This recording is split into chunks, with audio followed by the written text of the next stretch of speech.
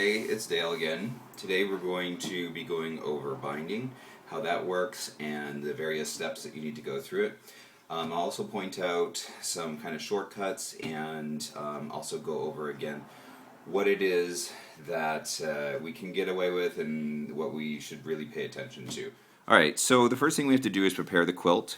It is sewn along here and then measured to 3/4 of an inch of batting, and then the back is cut as well.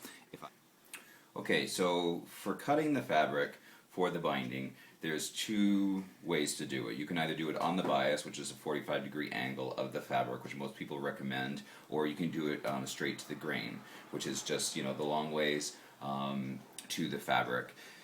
The arguments are that if you cut on the bias, the fabric will actually be stronger because of the weave, would be hitting the things that it would be rubbing up against on a diagonal rather than flat. So,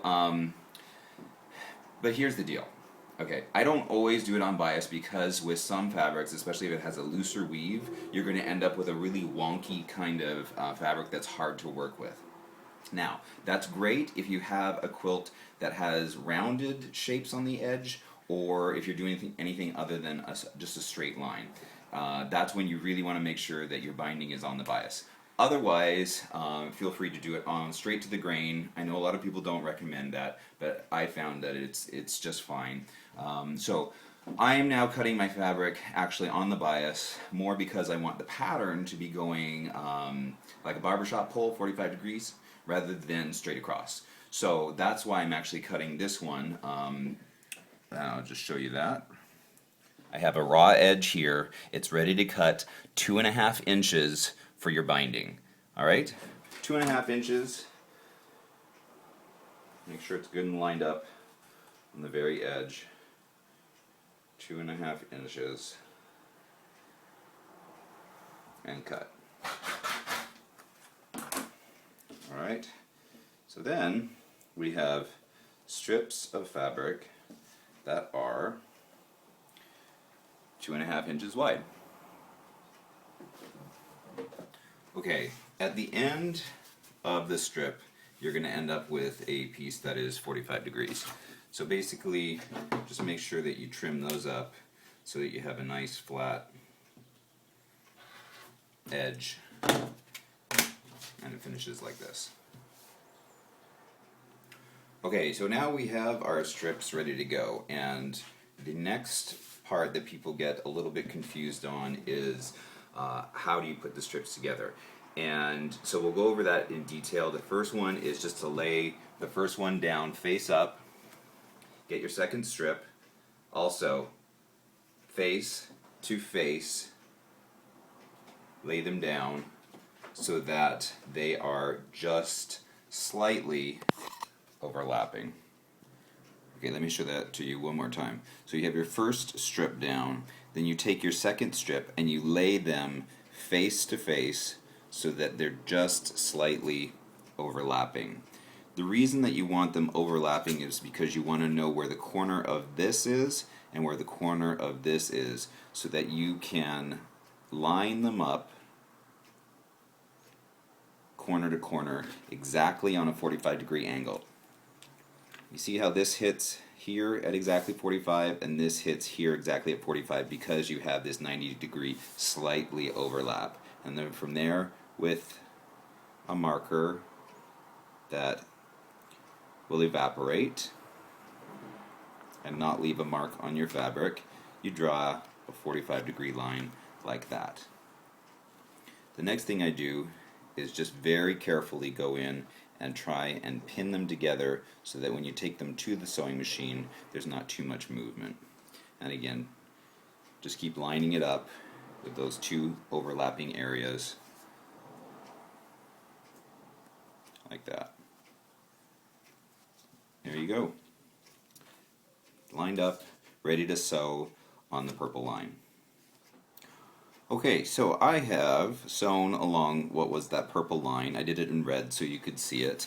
And at this point, I would strongly urge you to do a test to make sure that when it opens up that it's going to be exactly where you want it, that it's not going to open up funny. Just be careful, especially if this is cut on the bias, that you don't pull in one direction or another too hard, because it doesn't have a lot of structure when it's cut on the bias. Like I said, it's kind of, you know, a loose weave here, so you have to be careful with that. So now it's sewn on the 45-degree angle, again keeping in mind getting it from this perfect corner to this perfect corner. And then we take our ruler and cut it on this side 1/4 of an inch from the place that we sewed. And we can just take off this little bit because that's unnecessary. It'll be in our way when we open it up. And then from there, you open it up and you have what will be the binding. Now we're going to iron it. Okay, so the next thing I'm going to do is actually 2 steps in one, so don't get confused. The first step is, once you've ironed, by the way, I never realized how ugly my ironing board is until I saw this through my camera. Anyhow, so you have sewn it at the 45-degree angle. You have cut off the excess as well as the little dog ear that happens right there. So iron in your seams, set them, open it up like this, and then press it. Again, be really careful because this is cut on the bias, not to pull it in one direction or the other. And there you have it. Alright, so I have measured my quilt to make sure that I have enough binding all sewn together. It's one long continuous strip all pieced together. So the next thing that you do is, what I like to do is just give it just a little bit of steam to make it just a little bit easier to work with. Lay it down like this and then fold it in half.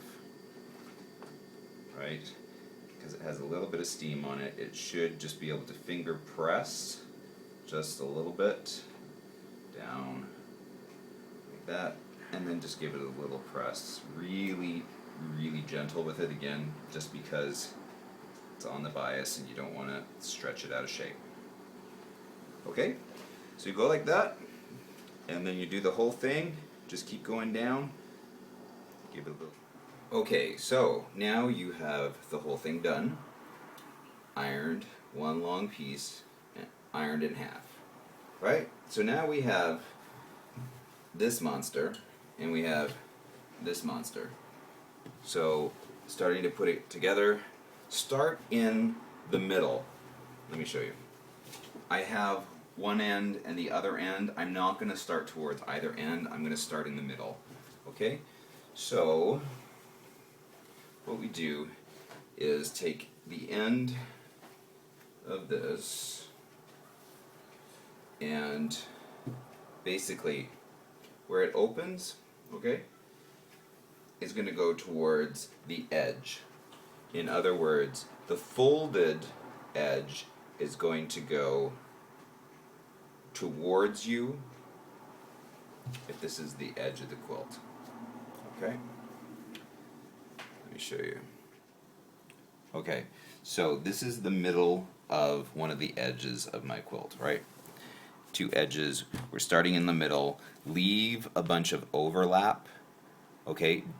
Start about like in here. You want to leave several inches before you actually tack it down. And again, it goes to the edge here of the red, and this is where it opens on this side here.